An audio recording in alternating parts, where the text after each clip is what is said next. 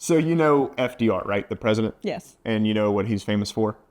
Fireside chats? No, polio. Oh. But also fireside chats. Okay. So that's what we're going to do here is just a little bit of a fireside chat, except we don't have a fire and we're not beside anything except this oil heater inside the Airbnb. We're going to be talking about our trip so far from Washington State all the way up here to Fairbanks, Alaska. In a lot of ways, this trip turned out into a lot more than we expected. I mean, we had two different environments, two different climates, two different people groups, and really two different vibes, you know? Yeah, the scenery here has been absolutely breathtaking, depending on if you're in Washington State or in Alaska. To get here, though, we have had some very extensive travel days, ending up at our Airbnb at 2:30 in the morning. But luckily, today, we got to soak it up in the hot springs local here in Chena Hot Springs. And not just the 2:30 in the morning travel days. We had probably one of the worst travel days we've ever had in our traveling experience. Yeah. Stay tuned. There's a story to hear.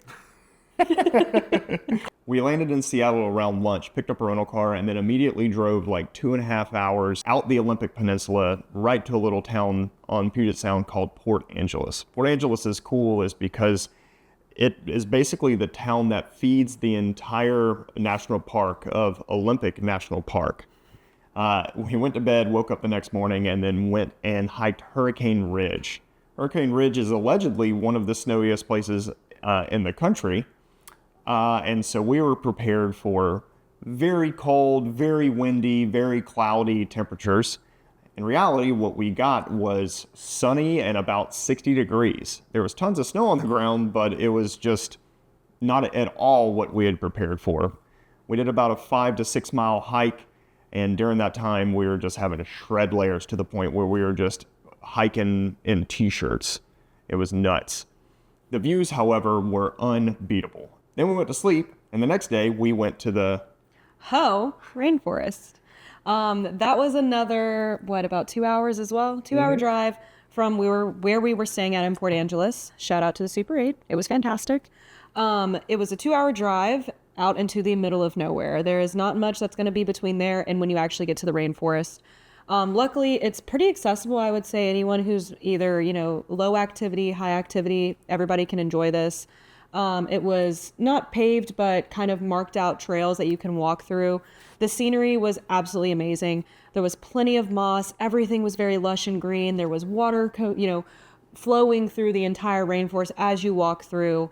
About a 1.5 mile loop that you got to do. If that, maybe just over a mile, I think. Yeah, and it was very different from where we had previously been, and it was only 2 hours away from the hiking that we had done the day before. It felt completely otherworldly compared to anywhere else that we've ever been. I've been in other rainforests and on previous trips, and it was nothing compared. If you'd seen Lord of the Rings before, it kind of felt like Fangorn Forest almost. Yeah, that's actually a really good comparison. Yeah, it felt old. She said otherworldly. It truly felt like it was just on a different planet. It's about 4 hours from Seattle itself, but if you're going to be in the Pacific Northwest, 100% worth it. We had not heard anybody talk about it. She found it on Instagram. I did. Absolutely worth it. So then we woke up the next day, drove the 2 hours back to Seattle, kind of took the scenic route, stopped at a couple of petting zoos and saw some really cool animals along the way. And then when we got back to Seattle, we drove the 45 minutes north up to a little town called Lake Stevens. Lake Stevens is nestled kind of in the foothills of the mountains, about, like I said, 45 minutes north of Seattle. I think you described it as like the feeling of like a beach town in the mountain. At a lake. Yeah.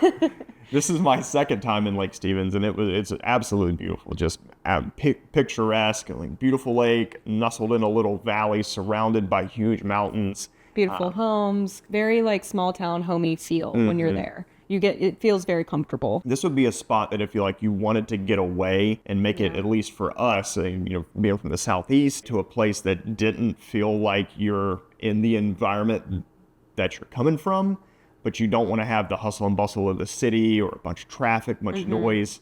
Lake Stevens would be perfect. I think there's a bunch of Airbnbs around the lake, and it's just beautiful. You watch the sunset over the mountains, gorgeous scenery. Okay, now we're going to talk about Seattle. This was my fourth time in Seattle. This was your first, right? Correct. And it's unfortunate to say it's changed since the last time I've been there. The last time I'd been there actually was right before we met. I went like 3 or 4 weeks right before we met. And it's unfortunate. And it's just different than it used to be. It still has all the charming weirdness that you think of when you think of Seattle. The city's still really walkable. There's a bunch of weird, cool shops. It's got everything that you could want in it. If you want to go to a place that has like equal amounts of soul to like Atlanta does, but on a completely different playing field, then Seattle's cool. We went to Pike's Place. What'd you think about Pike's Place? It was a very traditional market. People, you could tell, were there not only as tourists, but also a lot of the locals go there and get their groceries. They had whole fish like that were definitely just caught that morning and brought to these big things of ice that they're then laying on that are just open for the public to buy. They also had a lot of smoked foods, little knickknacks and things that you could buy to help, remember your trip to Seattle. But I thought it was super, super cool just seeing kind of both sides of the locals and the tourists coming together for a common place that was a lot of fun and a lot to see. Yeah, I agree. Obviously you can buy your little tourist trap trinket things that your grandmother would love to put on her like mantelpiece or on the Christmas tree. But then like she was saying, you can definitely feel that a lot of locals that go there to get their organic fruits and vegetables. Which looked delicious. Fresh caught fish and stuff. But then there's the dark side of Seattle, which is it's about as safe as any other big city, but there is crime. And unfortunately, we're the subject of some of that crime. But before we get into the crime part of it, we need to talk about what preluded the crime. The main thing that you wanted to do in Seattle is the thing that you were talking about over and over and over again, which is, I want to go to the Space Needle. I want to go to the Space Needle. I want to go to the Space Needle. And I asked her, I was like, why do you want to go to the Space Needle? And she said it was because it was the only building in Seattle that she knew. So in our second to last day in Seattle, kind of done all the things. Yeah. But it was a good opportunity with the timing that we had to go to the Space Needle and luckily go at sunset. It was like 4 o'clock when we were like, let's go to the Space Needle.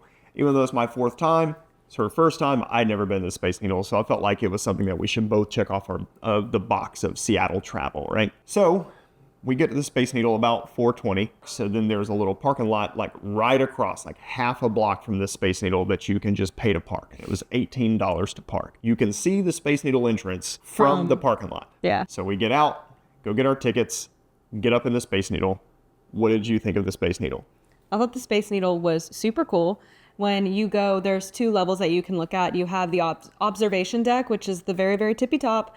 It has, normal flooring, glass walls all the way around. So you can really take a view of Seattle from any angle because it does go 360 all the way around. There are little QR codes on the benches that are all the way around that you can go and you can scan and you can look and see what you're actually physically looking at, because it can be a little difficult to, discern which mountain you're looking at or which buildings are over here. There are also little things in the ceiling where you could take selfies. You can hook it up to your phone. Quality's not great. I'd recommend taking your own camera and getting your own pictures, but it's something cool if you're just 2 people, a couple going. So that's the top level Which of the observation loved the deck. top level.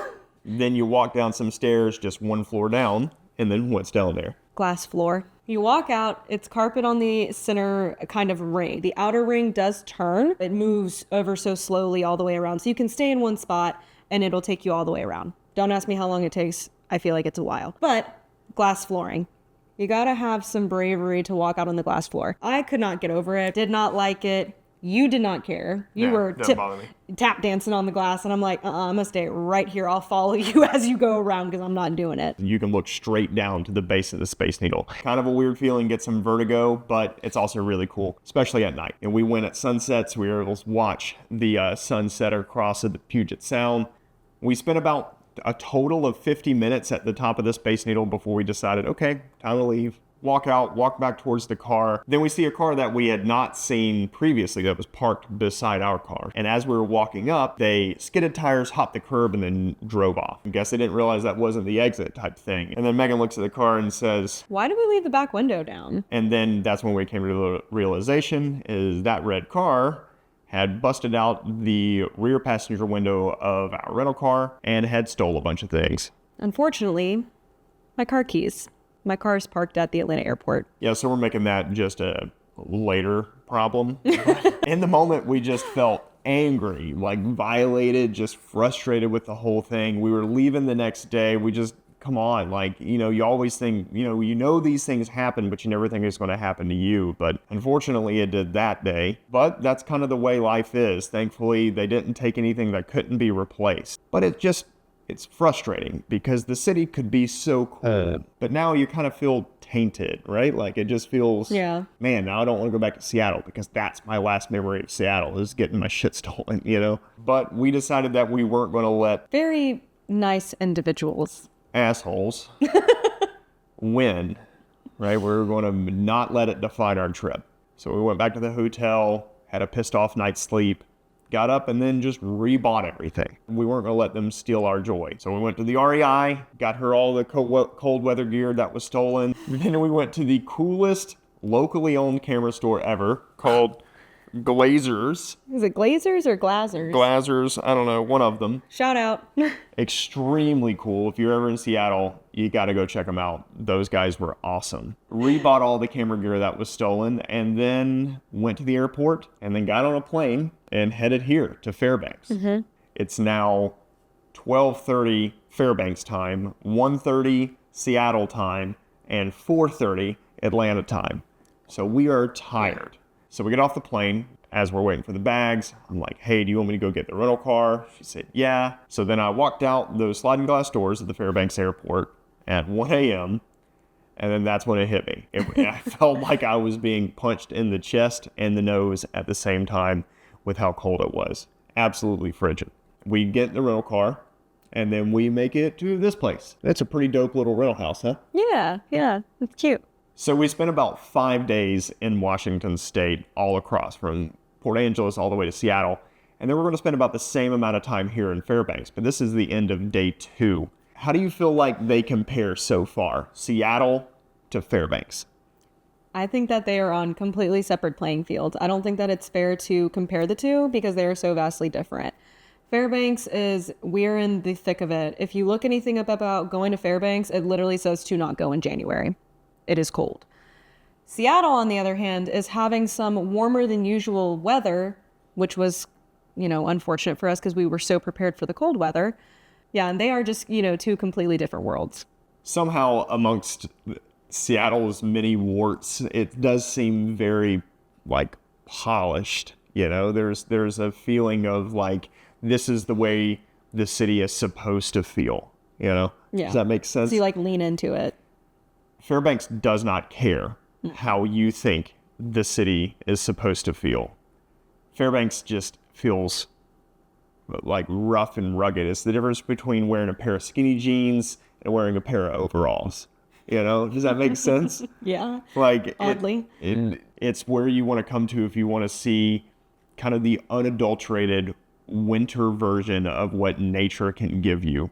We had watched this show on Apple TV called The Last Frontier, and it's about here in Fairbanks, and the main character is played by Jason Clarke, gives this great monologue talking about how everything out here is trying to kill you, and it's just up to you to survive it.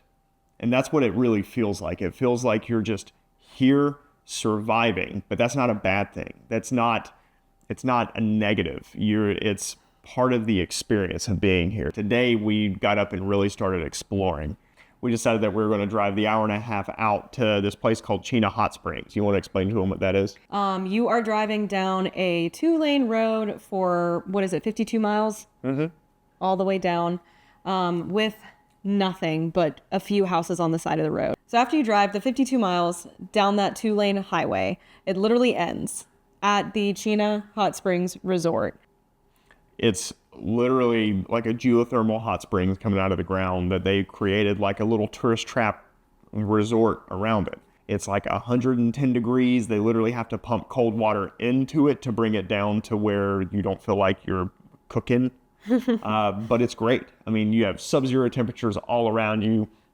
Snow, wind. I mean, I think it was probably -5 when we were there. Mm-hmm. Enough for your eyelashes and my beard to start freezing. Half the size of an Olympic-sized swimming pool.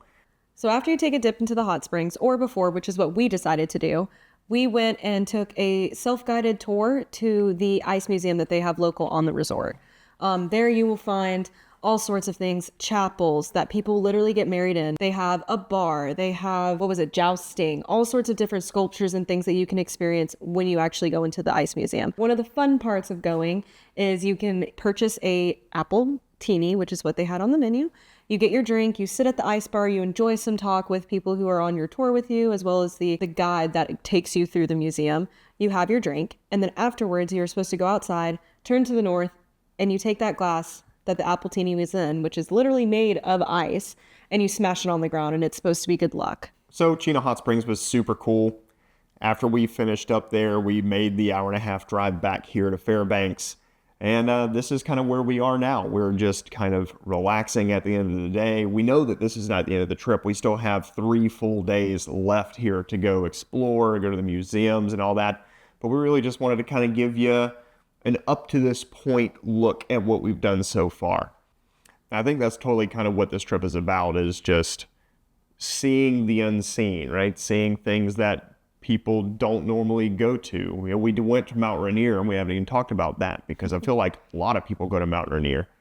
But it's stuff like Hurricane Ridge and the Hoh Rainforest and Lake Stevens and then now Fairbanks. And the goal is just to be able to expose this to maybe get people out of their comfort zone and realize that places that are scary aren't really that scary. And we're hoping to kind of show that to you as we move forward. So thanks for joining us on this journey. We hope to be able to go on more journeys and show you more things. Yeah. We'll talk to you guys soon. Bye.